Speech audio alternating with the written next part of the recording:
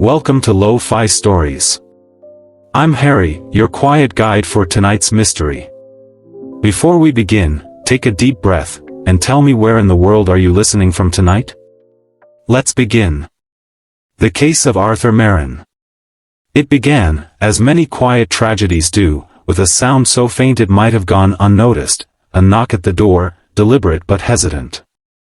Not loud, not insistent. Just 3 gentle taps that carried the weight of memory. Evening had settled over London, painting the streets in tones of rust and shadow. Inside 221B Baker Street, the fire burned low, casting trembling shapes across the walls, as if the room itself remembered something it dared not speak aloud. Sherlock Holmes sat motionless in his armchair, his violin resting across his lap, fingers still curled around the bow. He was not asleep, but somewhere between thought and stillness, lost in a place no words could reach. Dr. Watson, ever the observer and companion, rose to answer the door. He had long since learned to read Holmes' silences, some were heavy with distraction, others with grief. At the threshold stood a boy, barely 12. Thin as mist, with wide, deep-set eyes and cheeks flushed by the wind. His coat hung loosely from his shoulders, and in his hand, he held a folded envelope that had begun to curl with damp. "He said you'd remember," the boy whispered.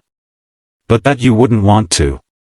He handed Watson the envelope and turned away without waiting for a reply. His footsteps disappeared into the fading light. Holmes was suddenly at Watson's shoulder. He took the envelope with quiet precision. The seal was already broken, a faded crest partially smudged by rain. Holmes opened it slowly. Inside, a single word written in dark, bleeding ink. Glencairn. A name. A place. But also a reckoning. Holmes stared at it for a long moment. Then, with that same stillness that preceded every great case, he turned toward his room. "Pack lightly," he said. "We leave tonight." The train creaked and groaned as it pushed northward, cutting through the fog like a blade through memory. Holmes sat by the window, one hand beneath his chin, eyes fixed on the shifting landscape beyond. Watson broke the silence eventually. "You've not spoken a word since we left." "There are some memories," Holmes said softly, "that sharpen with time rather than fade." The countryside turned bleak, and the further they traveled, the more it felt as though they were passing not through space, but into another time. A time Holmes had hoped never to revisit. "What is Glencairn?" Watson pressed. "A wound," Holmes replied. "One I bandaged but never stitched." Glencairn was not on most maps. A forgotten estate nestled in the northern highlands, surrounded by hills that seemed too tired to remember their own names. They arrived long past midnight.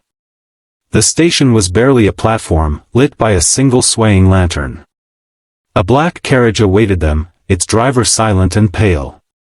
As they rode through narrow roads flanked by twisted trees, Watson felt the weight of the place settle around him, a silence that spoke volumes, a landscape that watched without blinking. Then it appeared, Glencairn Manor. Tall. Gutted. Still standing. "It hasn't changed," Holmes murmured, more to himself than anyone else. But the truth was it had. It had grown heavier. Sadder. The door creaked open before they knocked. Agnes Witherell stood framed in the entrance. Her hair was silver, her skin the color of worn parchment, but her posture remained straight. "You came back," she said. "I thought you might, eventually." Holmes removed his gloves without speaking. "It still remembers," she added, stepping aside. Inside, the manor breathed damp and dust. Wallpaper peeled like old skin. The hallway lamps flickered as if shivering from old ghosts. Agnes led them down into the cellar, the air growing colder with each step. The room they reached was lined with cabinets, each one locked and marked by initials. She handed Holmes a ribbon-bound key. "It's still there. Just as you left it." He opened the cabinet slowly.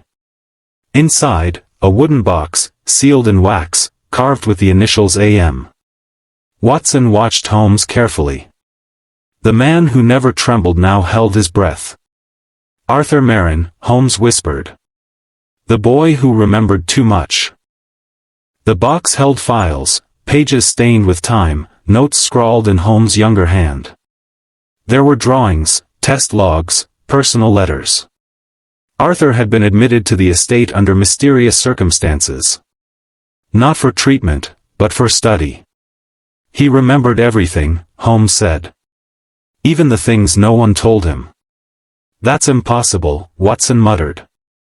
He once described my mother's handwriting, Holmes replied.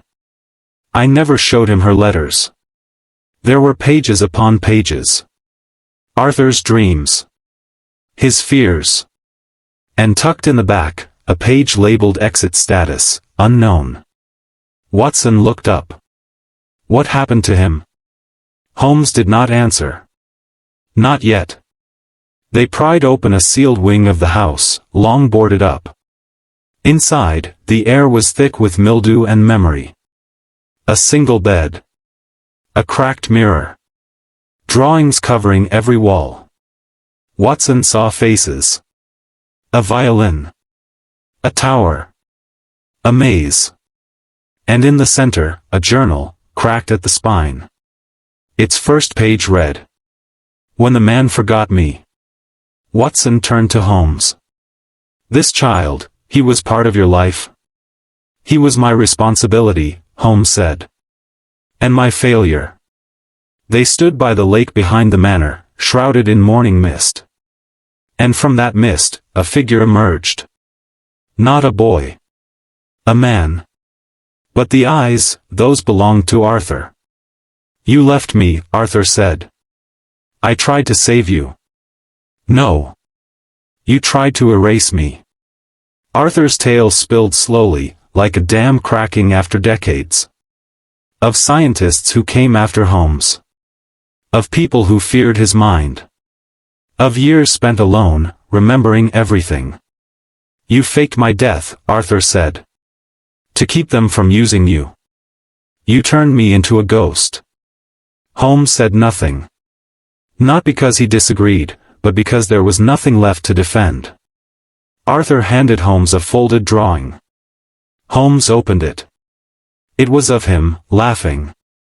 Holding the violin, one hand resting on a boy's shoulder. This is how I wanted to remember you, Arthur said. And I wanted to forget myself. Back in London, Holmes sat by the fire. He opened a drawer and pulled out an old, unsent letter. Dear Arthur. I failed you. But I never stopped thinking of you. Watson looked at him. You can send it now. Holmes shook his head.